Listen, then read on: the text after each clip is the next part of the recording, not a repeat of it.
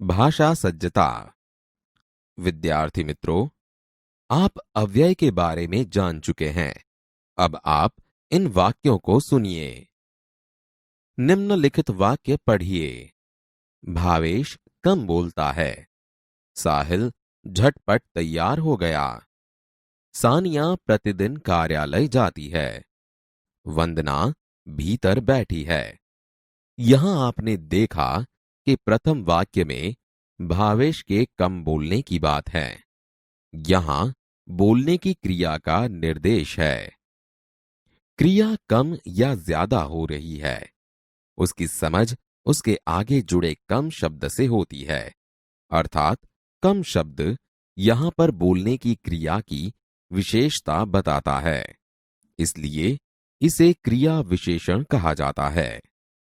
अव्यय शब्दों द्वारा क्रिया की विशेषताएं बताए जाने पर क्रिया विशेषण 4 प्रकार के माने गए हैं। 1.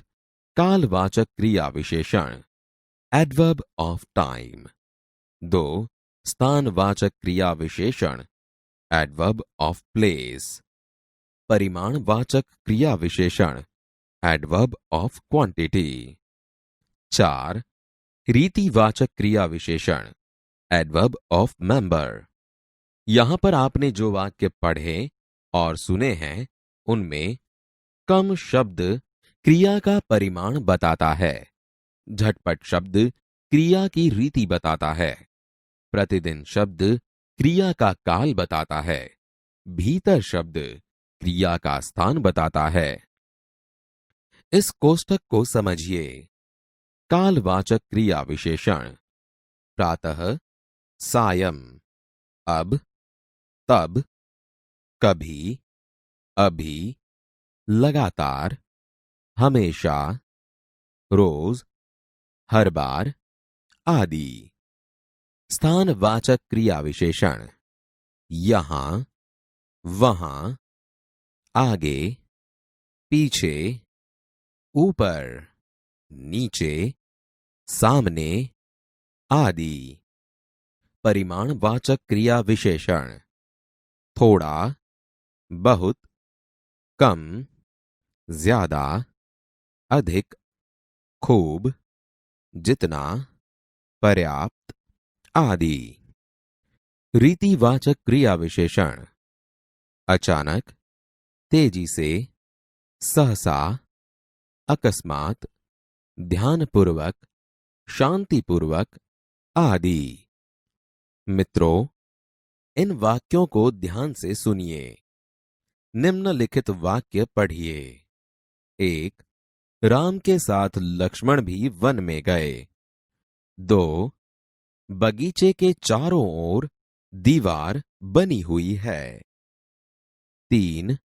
हमारे घर के आगे मस्जिद है। 4. मनीषा मानसी से मधुर गाती है। 5. आज साजिद की जगह वाजिद खेलेगा। यहां आपने देखा कि जो रेखांकित शब्द हैं, वे किसी न किसी संज्ञा शब्दों के बाद प्रयुक्त हुए हैं। वाक्य में प्रयुक्त दो संज्ञा के बीच संबंध का बोध कराते हैं, जैसे के साथ राम और लक्ष्मण का संबंध, के चारों ओर बगीचे और दीवार का संबंध, के आगे घर और मस्जिद का संबंध, से मधुर मनीषा और मानसी का संबंध, की जगह साजिद और वाजिद का संबंध। जो शब्द संज्ञा या सर्वनाम के बाद प्रयुक्त किए जाते हैं तथा अन्य संज्ञा, सर्वनाम या अन्य शब्दों के साथ संबंध का बोध कराते हैं, वे संबंध बोधक अव्यय है। मित्रों, अब इन वाक्यों को पढ़िए। निम्नलिखित वाक्य पढ़िए। 1. नूरोदीन, संजय और नीलेश गांधीनगर गए। 2. रमेश ने परिश्रम किया, इसलिए प्रथम आया। 3.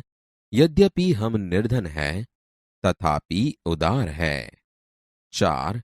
प्रकाश और धीरज अच्छे लड़के हैं। 5. यदि ज्यादा बारिश होगी तो फसलें नष्ट हो जाएगी। यहां आप समझ सकते हैं कि रेखांकित शब्द दो शब्दों, दो वाक्यों या दो वाक्यांशों को जोड़ने का काम कर रहे हैं।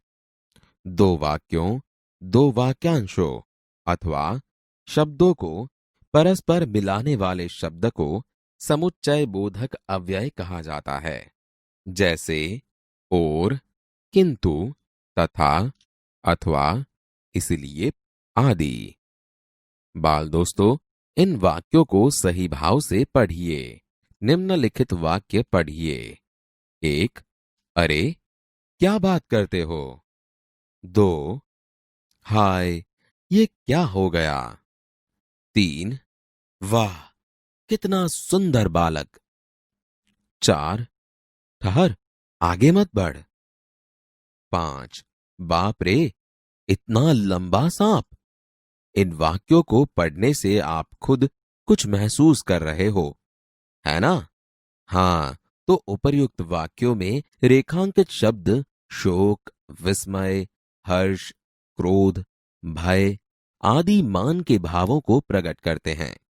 जो शब्द विस्मय यानी कि आश्चर्य, हर्ष, प्रशंसा, घृणा, शोक, भय आदि भावों को प्रकट करने के लिए हमारे मुख से स्वतः निकल पड़ते हैं, वे विस्मयादि बोधक अव्यय कहे जाते हैं।